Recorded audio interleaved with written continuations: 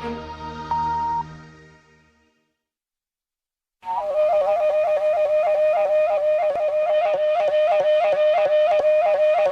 ni radio BBC gahuza miryango ivugira i Londres kuri metero 19 25 31 na 41 no ku mirongo ya FM mu karere k'ibiyaga bigari no kuri internet kuri bbcgahuza.com.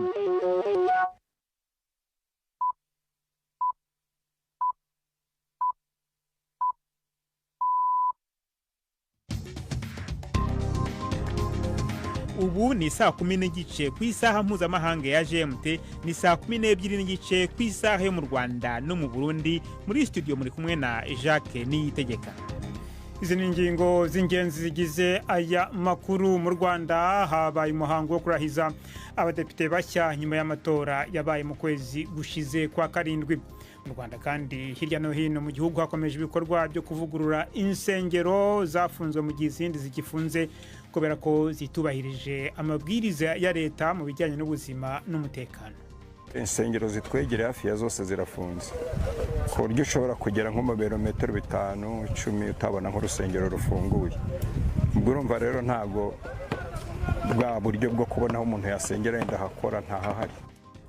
Turajya no mu gihugu cya Lesotho, igihugu kiri kwisonga ry'urutonde rw'ibihugu bifite abantu benshi biyahura kubera impamvu zinyuranye. Tubafite n'ikiganiro cy'urubuga rw'imikino. Muri mwese ikaze muri amakuru yo kuri wa gatatu itariki ya 14 z'ukwezi kwa munane.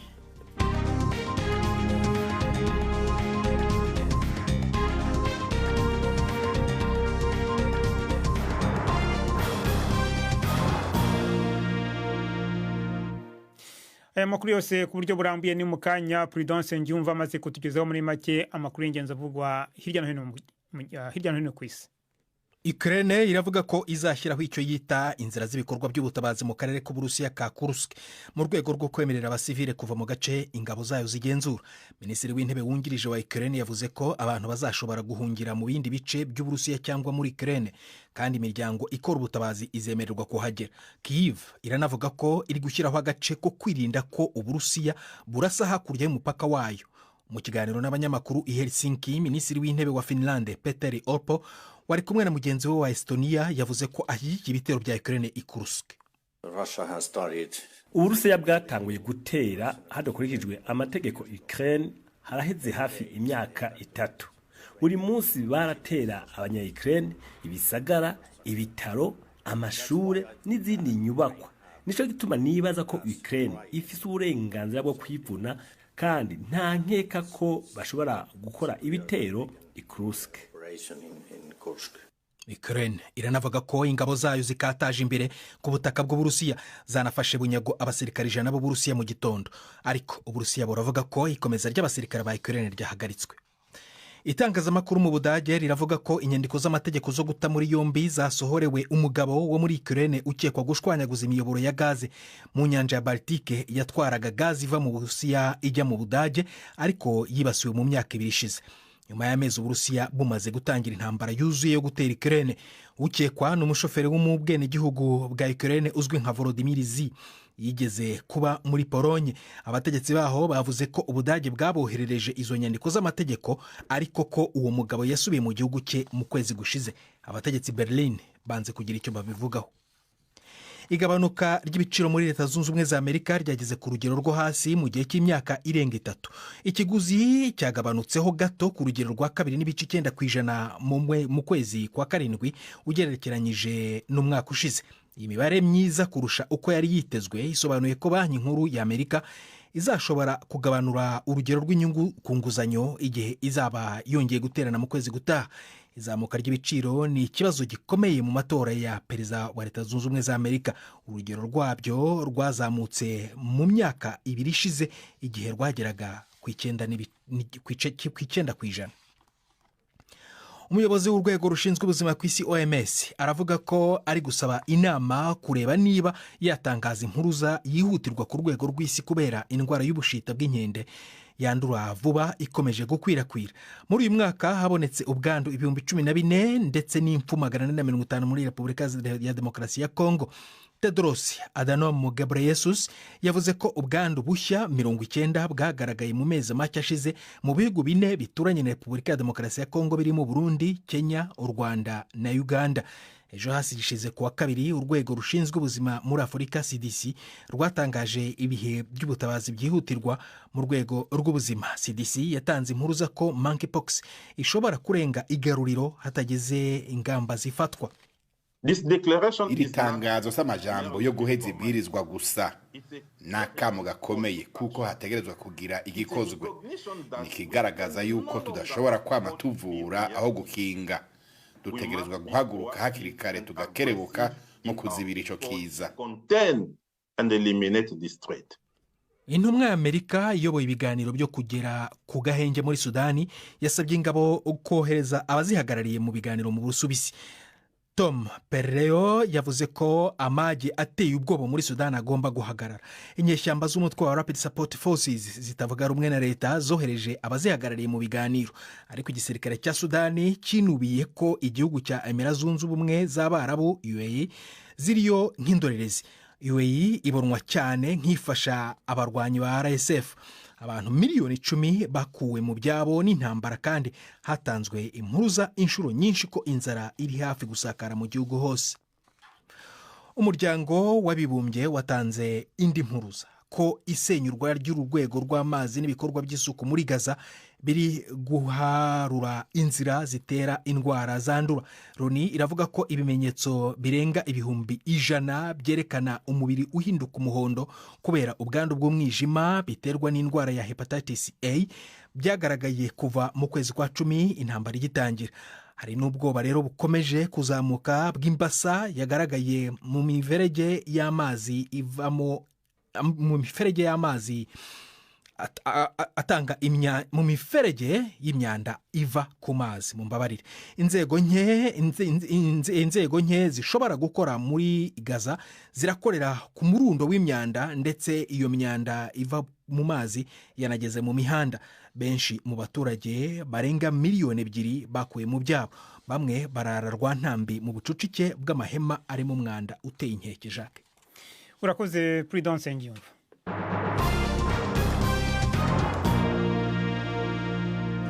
Ano makuru ku byo burambuye reka tuyahere ku yerekeranye n'igihugu cy'u Rwanda, aho mu Rwanda nyine hirya no hino hakomeje ibikorwa byo kuvugurura insengero zafunzwe mu gihe izindi zigifunze. Insengero zirenga 5,000 zimaze gufungwa kuva mu mpera z'ukwezi gushize. Leta ikavuga ko izo nsengero zitubahirije amabwiriza y'ubuzima n'umutekano, arimo no kuba zidafite uburyo bwo gukumira urusaku rukabije rw'abasenga kugera hanze y'urusengero. Itegeko rishya rigenga amadini mu Rwanda kandi risaba buri mushumba w'itorero kugira impamyabumenyi mu masomo y'idini izwi nka theologie mu Gifaransa. Bamwe mu bakuriye insengero bavuga ko barimo kugerageza gushyira ibintu mu buryo ngo nubwo bitoroshye. Ni inkuru y'umunyamakuru wa BBC Yves Bucyana uri Kigali.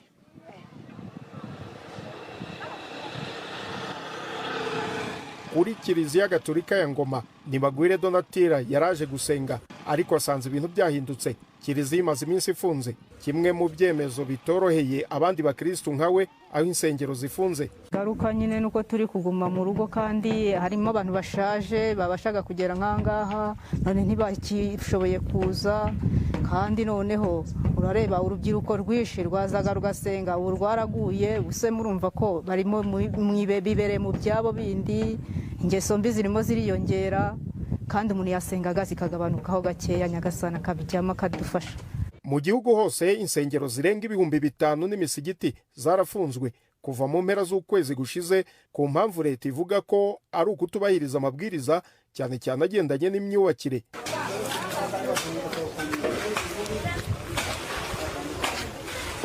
Kuri zimwe mu nsengero, abayoboke bashyize hamwe mu bikorwa by'umuganda wo kuzisana no kubaka ibisabwa. Mukeshimana François n'umwe mu bari muri iyi mirimo. Insengero zitwegereye hafi ya zose zirafunze, ku buryo ushobora kugera nko mu birometero 5-10 utabona nk'urusengero rufunguye. Ubwo urumva rero ntabwo bwa buryo bwo kubona aho umuntu yasengera yenda hakora ntahahari.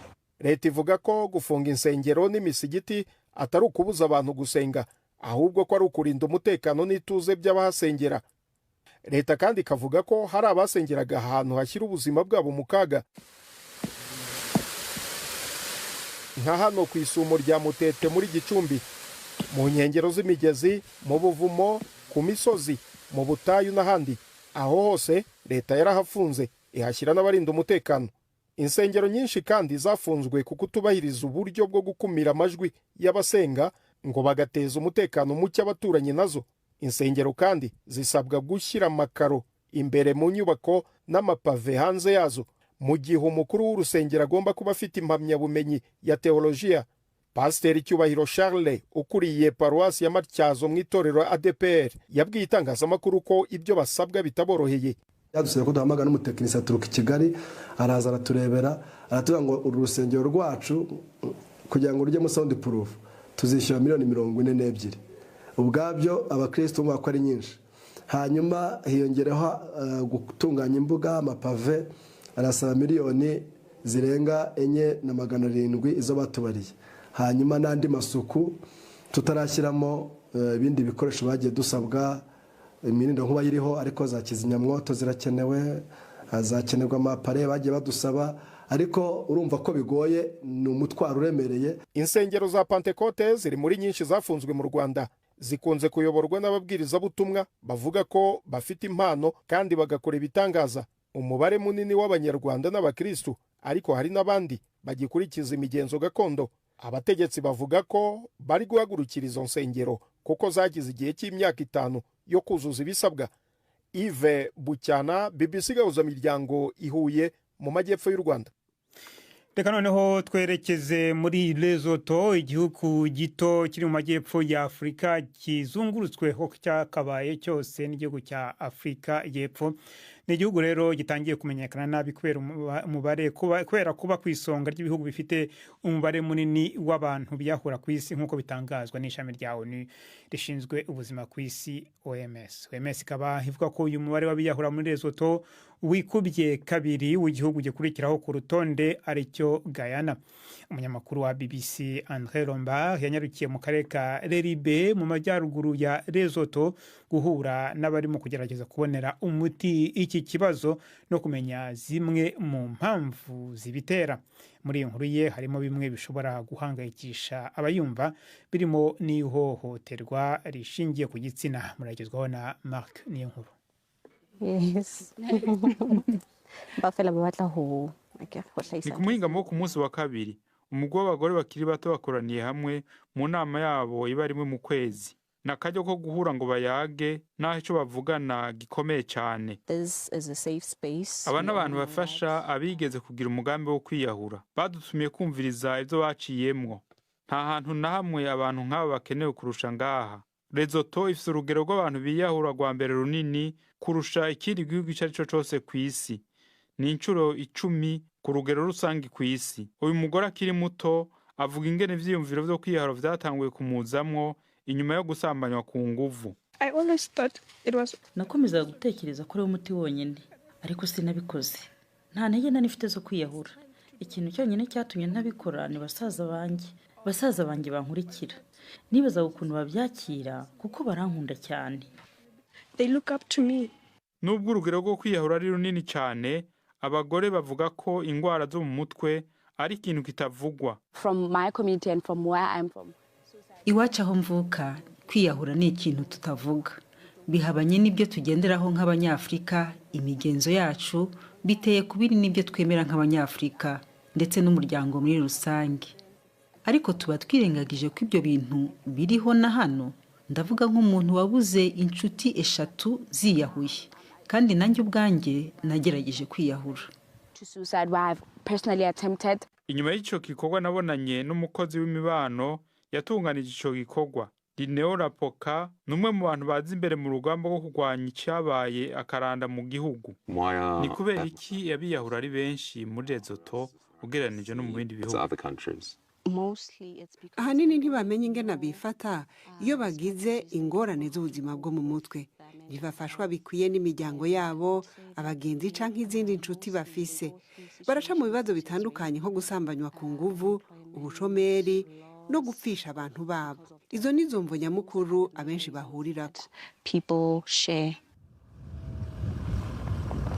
umunsi ukurikira tugiye n'imodoka mw'ibarabara rica ku misozi, ni mu misozi hejuru aho ubushuhe bushobora kumanuka bukaja munsi ya dogere 10 mw'ijoro. Dineo adutwaye kubonana n'umuntu yaciye mu kibazo c'aka kaga ko kwiyahura.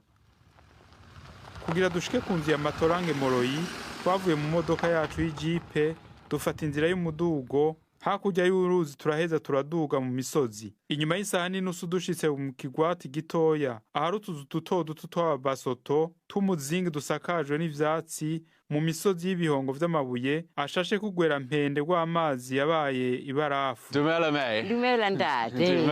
Aho ndadupira rang.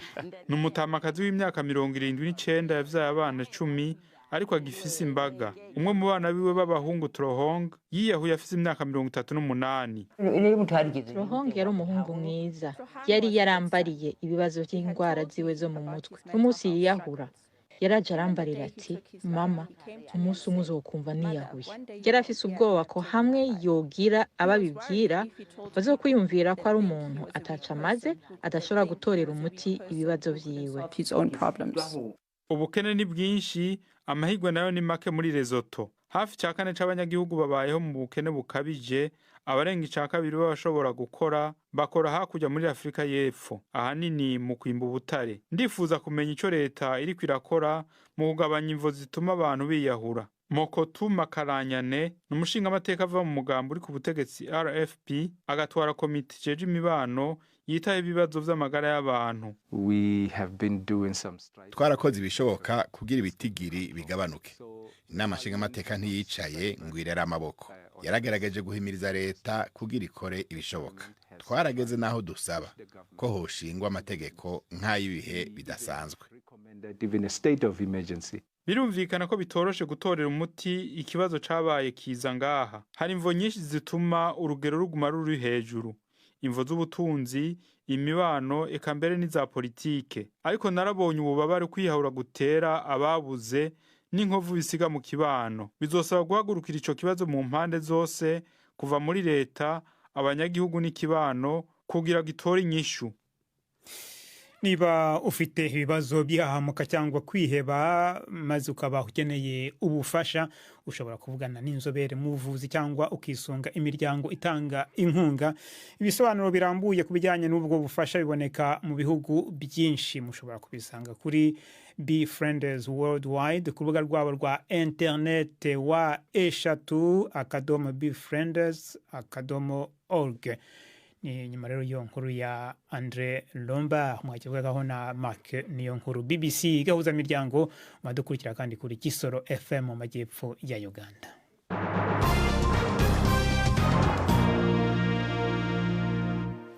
Dusubire mu Rwanda, habaye umuhango wo kurahiza abadepite bashya nyuma y'amatora yabaye mu kwezi gushize kwa karindwi.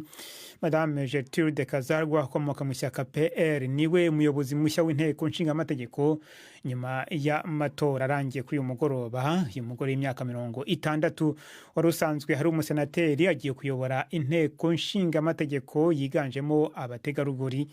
Azaba yungirijwe na Musa Fazil Harerimana ukomoka mu ishyaka rya PDI n'Uwineza Berine wo mu ishyaka rya FPR.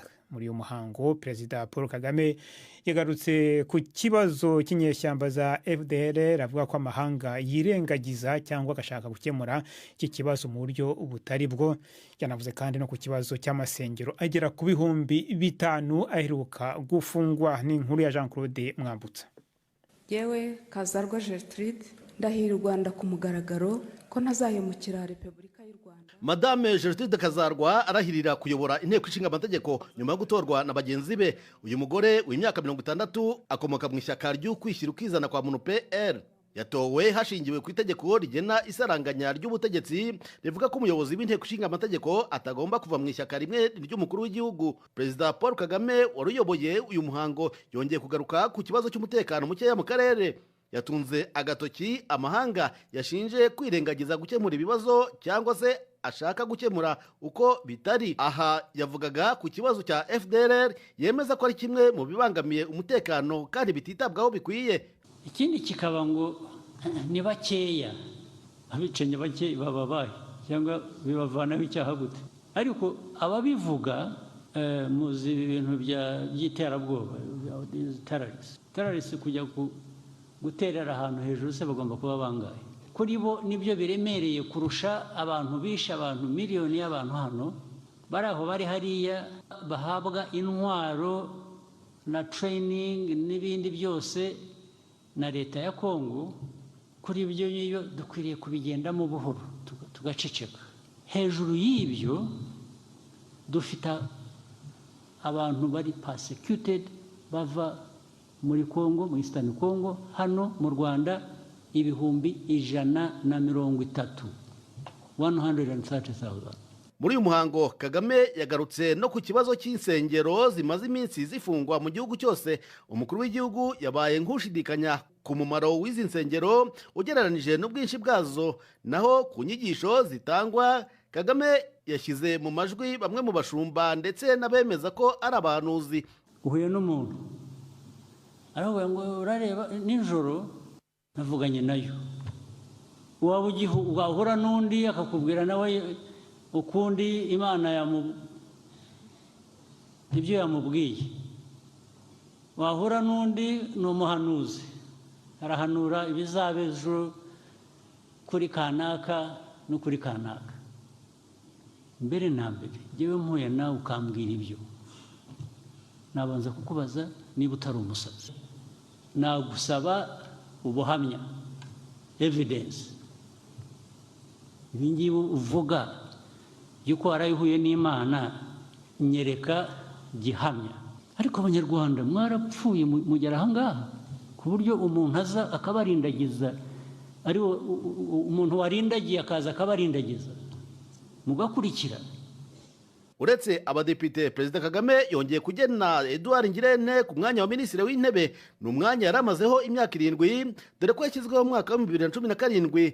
Guverinoma iyobowe na Ngirente yahanganye n'ibibazo bikomeye birimo icyorezo cya COVID-19 n'ingaruka zacyo, ndetse n'ingaruka z'ibiza byibasiye igihugu umwaka ushize kigahomba ibibarirwa mu kayabo ka miliyari 500 z'amafaranga y'u Rwanda. Jean Claude Mwambutsa, BBC Gahuza Miryango, i Kigali.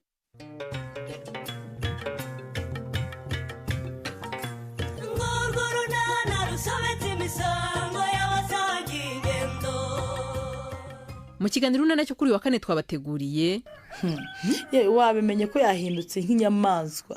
Ubwe yambwiye ngo ni impambire ngende kuko umutima we wabaye nk'uw'impyisi. Ntiyakweshye rwose ari nk'uw'impyisi pe. Nk'umuntu yirukana umugore ufite umwana ndetse unamutwika indi mu gicuku nka kiriya. Kunyirukana se byari bihagije koko? Yabanje afata mu ijosi araniga, ngira ngo agiye kumpotora, yandekuye ntabasha no kumira uducana. Yewe cyaye kikwishe cyo kicwa n'agahinda. Haye kundi buri wamuriga. Ni 12:45 kuri BBC. BBC Gahuza Miryango, isaha yazabura iminota 8 ku masaha yo mu Rwanda no mu Burundi. Ni umwanya w'ikiganiro cy'urubuga rw'imikino. Uyu munsi mwateguriwe kandi mugezwaho na Yves Bucyana. Imikino kuri BBC Gahuza Miryango. Mwiriho neza. Mpere muri Botswana, abantu ibihumbi n'ibihumbi ejo buzuye ku kibuga muri Botswana mu birori bikomeye byo kwakira umukinnyi usiganwa metero 200 Letsile Tebogo waruzanye umudari wa mbere wa zahabu mu mikino Olympique. Abafana benshi bitwaje amabendera y'ubururu n'umukara bayazunguza mu gihe ikipe ya Olympique yazengurukaga muri stade muri bisi ifunguye hejuru mu murwa mukuru Gaborone. Uyu musore w'imyaka 21 yabaye umunyafurika wa mbere wegukanye metero 200 mu bagabo ubwo yatsindaga abanyamerika Kenny Bednarek na Noah Lyles i Paris ku itariki ya 8 z'uku kwezi.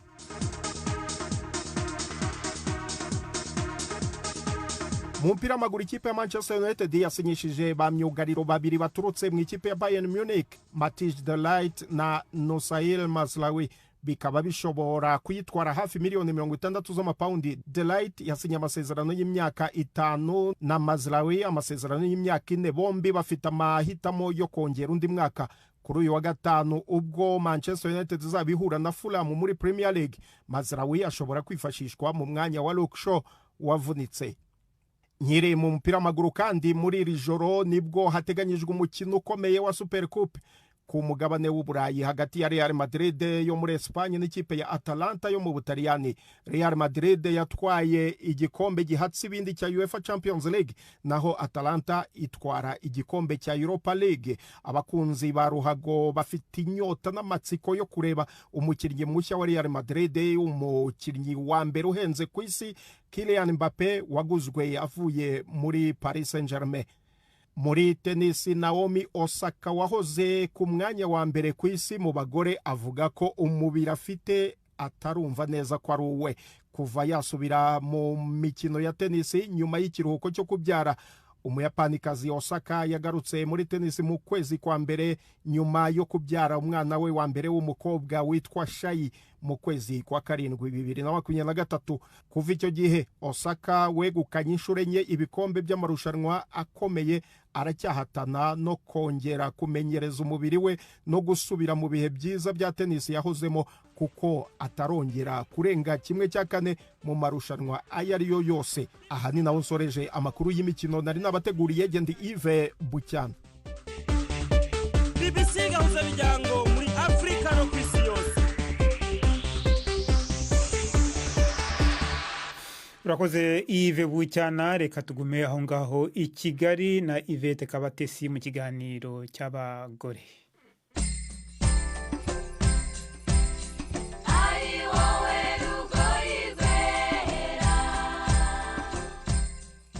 Mu 2021 ubw'icyorezo cya COVID cyari gisumbirije isi, abantu batabasha kunyeganyega, Wirine Ikirezi w'imyaka 23 na bagenzi be babiri bashinze Dot Pharma, ikigo gifasha abantu kubagezaho imiti n'ibindi bikoresho by'ubuzima babasanze aho bari.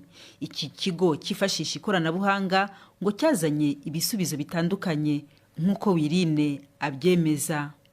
Usanzwe dufite urubuga .pharma.rw aho umuntu ashobora kuza akareba ibintu dufite muri stoke, akaba yahitamo icyo ashaka kugura akacyishyura tukakimugezaho. Navuga ngo abakiriya mukunze kubona cyane nabaye akenshi bakunda kuba ari abantu bakeneye ibikoresho by'abana, urugero ababyeyi bakibyara baba bakeneye amata y'abana cyangwa imikandara bambara mu nda kugira ngo bongere basubirane, cyangwa bijyanye n'ubuzima bw'imyororokere. Hari imiti itera imbaraga abagabo, hari udukingirizo, hari ibinini bituma umuntu adasama akimara gukora imibonano mpuzabitsina, hari amatesite ya sida yo kureba uko umuntu ahagaze. Ubuzima bw'ibanga kenshi nibwo abantu bakunda gusaba ko bashaka ko umuntu ababikira ibanga. Ariko hama rero bikorwa gute, mubigeza ku mukiriya gute? Dukoresha abamotari, we icyo abasabwa no kugeza ibintu ku muntu, ntabwo agomba kumaza nyine ibintu byinshi ushobora gutuma y'abantu comfortable. Ikindi ntabwo tujya twandika amazina kugira ngo umuntu atumva wenda ari exposed cyangwa baramumenye. Nimwe mujya kumugurira umuti hanyuma mukishyurwa gute n'uwo muntu? Twebwe dukorana ibigo bicuruza imiti, rero tukayikuraho tukageza ku umukiriya nitwishyura, natwe dufite ukuntu dukorana n'abo bantu buryo tukabana inyungu. Wiri, tuzi ko hari imiti imwe n'imwe biba ngombwa ko umuntu aba yayandikiwe na muganga, icyo gihe bigenda gute? Imyinshi muri iyo miti hari itemewe gutanga ku mbuga. Ibyo rero FDA, ikigo gishinzwe imiti, turacyabiganiraho n'abandi banakutanga serivisi nk'izo tutanga. Rero ikizaza iyo mbogamizi yo kuba hari ibintu bimwe na bimwe tutacuruza ikavaho, ahubwo tukajya twibanda ni gute ibintu twabicuruza ariko tukirinda ko hari ubuzima bw'umurwayi bwajya mu kaga. Rero nigarukire kuri Wirine nk'umukobwa ukora uyu murimo, wabigiye muti ibi bintu. Icyambere narabyize nize healthcare management, kubungabunga ibigo bikora ibintu bijyanye n'ubuzima. Ikindi cya kabiri, nk'umukobwa nifuzaga kwiteza imbere. Rero mbere yuko ntangira gukora muri Dot Pharma, hari ibindi bintu nagenda nkora nkiri n'umunyeshuri bijyanye no gufasha abantu gutuma ubuzima bwabo bumera neza. Rero ibyo nibyo nahereyeho mpanga umurimo ku kintu nkunda kandi nanigiye. Wirine Ikirezi washinze uburyo bwo gutumiza imiti n'ibindi bikoresho by'ubuzima ku ikoranabuhanga. Ni hano rero dusoreje, muramuke neza. naho rero dushojeje amakuru yacu yo kuri wa gatatu n'amakuru yarahagariwe na Prudence Ngiyumva mwakoze.